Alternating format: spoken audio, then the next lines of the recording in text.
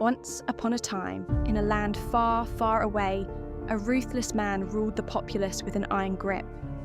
His people had once had hopes he would lead them toward a bright, positive future. Instead, he became a tyrant who imprisoned or killed anyone who opposed him. His greed and thirst for absolute power plunged the country into misery.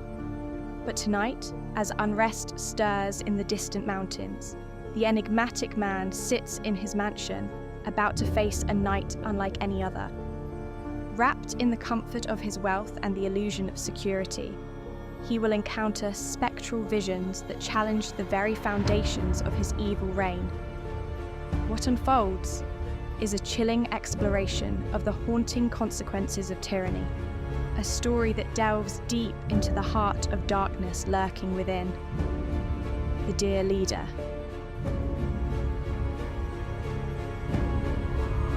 In the opulent halls of Misere Rea, the chandeliers dimmed under the weight of midnight, casting shadows that whispered secrets of a turbulent past. Dear Leader, swathed in the luxury of his forebears, savoured a glass of brandy, the amber liquid reflecting the flicker of a dying fire. His mansion, a fortress of solitude and power, seemed impervious to the world's cries that were now clawing their way up from the mountainous backbones of his isolated kingdom. As the clock chimed ominously, breaking the silence, a henchman entered, his face ashen. "My leader," he began, hesitance threading his voice. "There are reports of unrest in the mountains." "Nonsense," Dear Leader interrupted, his voice booming with disdain. "The people adore their ruler. These rumors are but shadows in the fog, nothing more." With a wave of dismissal, he sank deeper into his chair, the brandy's warmth spreading through him. His eyelids grew heavy, the world around him blurring into darkness as he slipped into slumber. A cold, insistent touch jerked him from his dreams. Ice seemed to creep along his skin as he opened his eyes to a startling vision. A young boy, gaunt and ghostly, stood before him. His clothes were ragged, his eyes hollow pits of despair. Dear Leader bolted upright, his heart pounding. "Who are you?" he demanded, his voice groggy yet thick with alarm. The little boy remained silent, his gaze drifting past Dear Leader to a darker corner of the room. Following the child's stare, Dear Leader turned, his breath catching in his throat as a shadow detached itself from the darkness. "Hamid?" he gasped, recognition sparking fear. The figure stepped forward, its features ghastly under the dim light. A long time ago, when Dear Leader initially came to power, Hamid had been his closest friend and most trusted advisor. That was, until Dear Leader became jealous and resentful of Hamid's natural charisma and leadership skills. He worried that Hamid would one day eclipse him and build a powerful coalition of business leaders and military generals to oust him from power. But before that could ever happen, Dear Leader had Hamid thrown in prison on false charges of corruption. Hamid eventually died of respiratory failure in prison. That was 20 years ago. But now here he was, standing in front of him. "No, it can't be, you're dead." Hamid stepped closer, opening his mouth as if to speak. But before Hamid could say a word, Dear Leader's henchman burst into the room, panic etched across his face. "Sir, the army has abandoned their posts and have left the highway checkpoints unmanned. The rebels, they're meeting no resistance. They could breach the palace by dawn." Reality crashed into Dear Leader's mind like a wave. Scrambling from his seat, he ordered an immediate departure to the airport. The night was a blur of motion as they raced against the uprising. At the airport, Dear Leader's private jet sat ready, engines humming with the promise of escape. He inquired frantically about his family. "They're still at the country estate," his henchman reported, "but the situation is deteriorating quickly." "Then we leave now," Dear Leader declared, abandoning his remaining ties to anyone or anything but his own survival. Once he was on board, the flight attendant poured him his favorite drink and then left the cabin. Seated comfortably with another glass of brandy in hand, Dear Leader was alone with his thoughts. He felt the familiar lull of alcohol and exhaustion. But as he reclined, whispers filled the cabin, ethereal and incessant. His eyes snapped open to a horrifying vision. He was surrounded not by the luxury of his jet, but by a crowd of spectral figures, men, women, and children, all emaciated, bearing the scars of his brutal regime. They pressed in, their eyes empty of life yet full of accusation. One spectral figure, a woman with a missing arm, leaned close, her breath a putrid-smelling mist. As she leaned forward toward Dear Leader's face, the mist took shape as black smoke, and she poured it almost like a liquid into his open mouth. Dear Leader's screams were lost in the void as the figures enveloped him, the cabin filled with the echoes of his tyranny. The plane landed in a remote mountain area in another country, the dawn light casting a serene glow over the landscape. The pilot, sensing the silence, ventured into the cabin. The sight that met his eyes would haunt him forever. Dear Leader, stretched out in his recliner, dead. His skin had turned a ghastly grey, his eyes gouged out, his mouth an open black maw, a testament to the horrors he had inflicted, now visited upon him in a spectral revenge, leaving a legacy of terror and darkness in the heart of Misea Rea.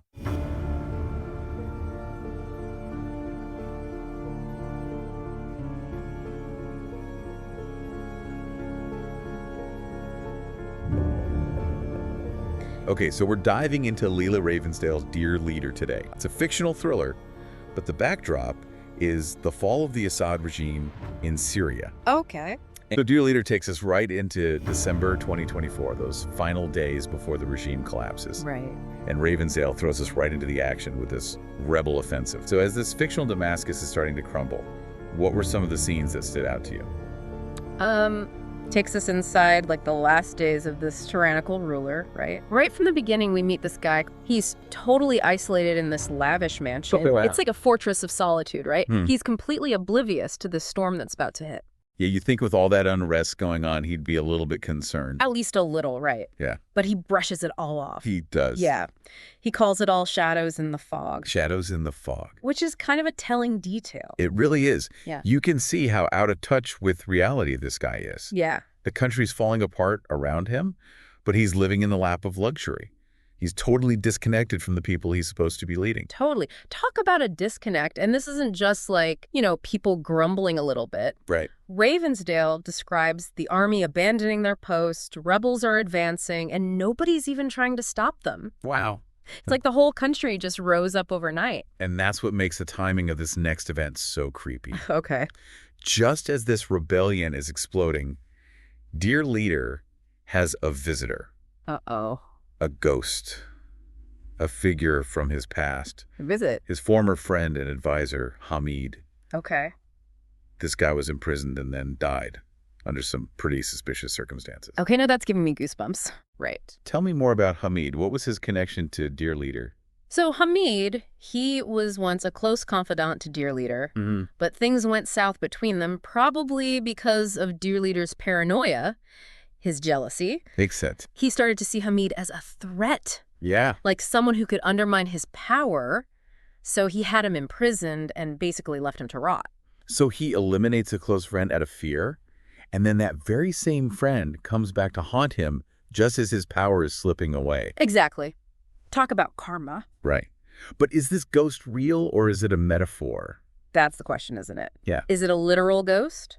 Or is Ravensdale using this as a symbol of the guilt and fear that's eating away at Dear Leader? Yeah. I mean, the timing is just too perfect to be a coincidence. Right. And the way Ravensdale describes the ghost, gaunt, hollow eyes, just staring silently at Dear Leader, it's a haunting image.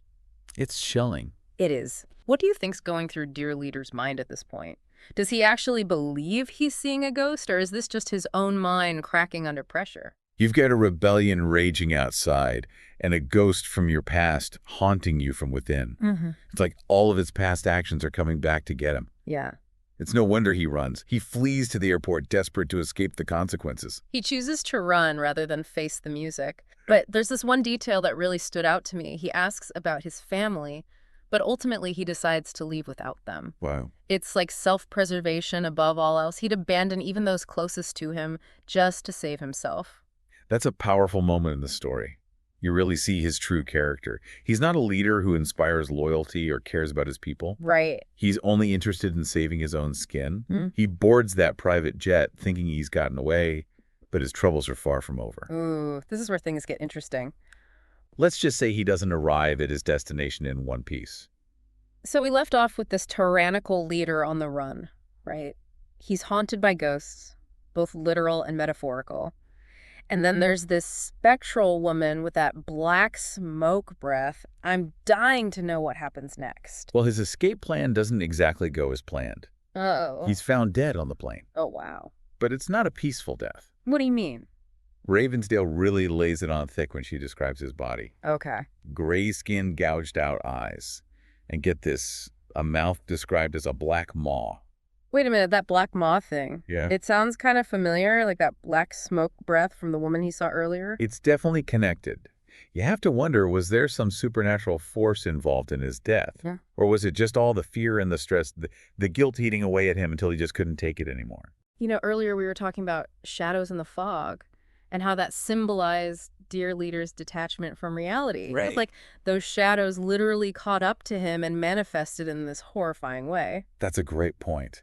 And let's not forget about Hamid's ghost. It appeared right when the rebellion started, almost like it set everything in motion. Yeah. Hamid was like the embodiment of Dear Leader's guilty conscience. And now Dear Leader meets a fate that mirrors all the suffering he caused. It's like poetic justice, don't you think? Yeah. Yeah. It forces you to consider the possibility that there are forces at work that we just don't understand. Forces that can hold even the most powerful people accountable for their actions. Exactly. That luxurious mansion where Dear Leader was hiding out. Remember how it was described as a fortress of solitude? Yeah. It really shows how isolating power can be. It does. You're surrounded by all this opulence, but you're completely cut off from any real human connection. It's a classic paradox of tyranny. These leaders build walls around themselves, literally and figuratively. Yeah.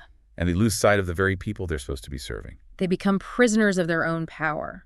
It's like their pursuit of power ultimately leads to their downfall. And that plane journey, it wasn't just a physical escape, was it? It was like a descent into his own personal hell. It's a great way to put it. The plane becomes a symbol of his collapsing world. He might have escaped the physical rebellion, but he couldn't outrun the consequences of his actions, both real and imagined.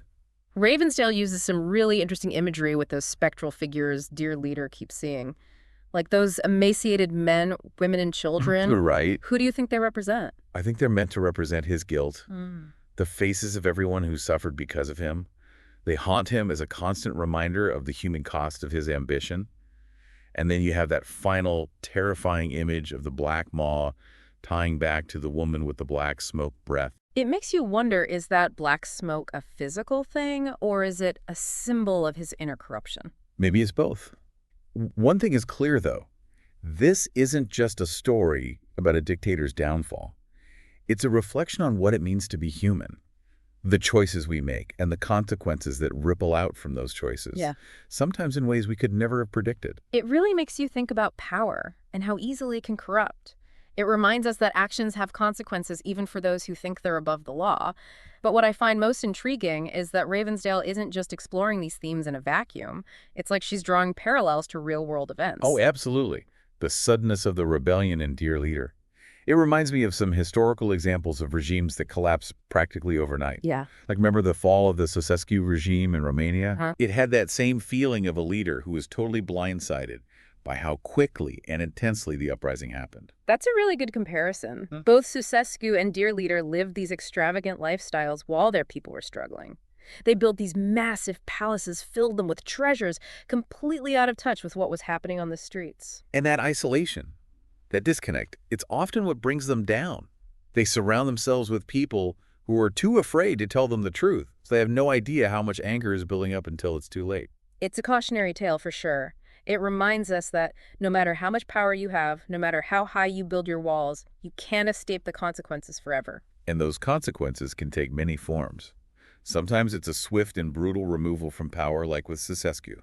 Other times it's a slow and painful decline. But what I find fascinating about Dear Leader is that Ravensdale adds this layer of the supernatural, this idea that there might be forces beyond our comprehension that hold even the most powerful accountable. It definitely adds another dimension to the story. It's not just political intrigue. It makes you question what's real and what's imagined. It explores the dark side of human nature. The thirst for power, the cruelty, the desperate attempts to run from our own guilt and fear. And it taps into that universal desire for justice, that belief that good will eventually triumph over evil. Whether you take those supernatural elements literally or not, there's something satisfying about seeing Dear Leader meet a fate that seems fitting given his actions. It makes you think about all those real-life dictators who escaped punishment for their crimes, like Pol Pot and Idi Amin. They caused so much suffering, but they never faced any real consequences. It's a question that has haunted us for ages. Is there some higher power, some cosmic force that ensures that those who commit evil will eventually pay the price? Ravensdale doesn't give us any easy answers, but she definitely makes you consider the possibilities. And it leaves you with this unsettling feeling, a reminder that tyranny can emerge anywhere at any time. It reminds us to be vigilant, to hold our leaders accountable, to never take our freedoms for granted. So what do you take away from Dear Leader? What does it tell us about power, about tyranny, and about the human desire for justice? We'd love to hear your thoughts. Something we haven't even talked about yet. What's that? The role of art and literature Okay. in shaping how we see history. That's a good point. We've been so focused on the Syrian conflict, Right. we haven't zoomed out to look at the bigger picture. Yeah. What do you think about that? It makes you wonder what kind of memories will be passed down to future generations after all this is over. Yeah. Like, how will history be remembered and whose stories will be told? It really makes you think about the importance of truth and reconciliation. It does. Even in the face of all this suffering. How can fiction, like Dear Leader, help us understand real events? Well, I think fiction can do something that straight reporting can't. Okay. We can get inside people's heads, Yeah. explore their hopes and fears. Right. Like we get a glimpse into the human side of things, the emotions and experiences you don't get from just the facts. By connecting with those human stories, Hmm. we can understand history in a deeper way. I think so. And maybe fiction can even help us imagine different possibilities Okay. for the future. Yeah. If we can envision a better world in our stories, maybe we can start building it in the real world. That's a great thought. So we've finished Dear Leader and dug into the history. We have. What's the one thing you'd want listeners to walk away thinking about? I think the big question Ravensdale asks is, how does a story, even if it's made up, Right. change how we see a real conflict? And can fiction sometimes reveal truths that history books miss? Good questions to think about. Well, this has been quite a journey. It has. Thanks for taking this deep dive with me. Thank you for having me. And to everyone listening, thanks for joining us. Yeah, thanks everyone. Until next time, keep exploring and keep diving deep.